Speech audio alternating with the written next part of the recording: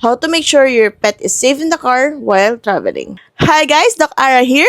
And sa totoo lang, if hayaan yung nagro-roaming lang yung aso nyo sa loob ng kotse, it's dangerous. Kasi lalo na kapag biglang tumigil ka, baka bigla silang tumilapon. Eh syempre, ayaw natin nun. We don't want accidents to happen. So for tip number 1, choose your trusted car seat. That's why I trust and use yung Tavo 3-in-1 car seat. It's crash tested and yung standards niya is same with child car seats. So alam mo talagang protektado yung aso mo dito. Tapos meron siyang Isofix or latch connectors na naka-attach sa car mo for stability.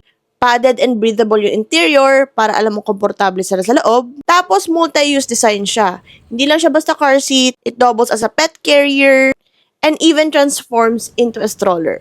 It is dangerous to attach your dog's collar into the car seat kasi pwedeng prone ito to neck injuries. Pwede ka rin magdagdag ng side impact protection pad para mas safe ang dog mo and for added protection. Sa Tavo, it's more than a pet carrier kasi you don't have to leash your dog and at the same time, it creates a safe space habang nagtatravel kayo. Next, temperature check. Syempre sa kotse mabilis uminit talaga. Always check yung temperature and make sure na may air na nagsa-circulate at breathable yung material ng car seat nyo. And with Tavo's UPF 50 Plus canopy, meron siyang mesh ventilations for better airflow. Overheating or yung mga heat stroke, it's very common, lalo na kapag summer dito sa Pilipinas. I've had a lot of patients na nag-suffer through that.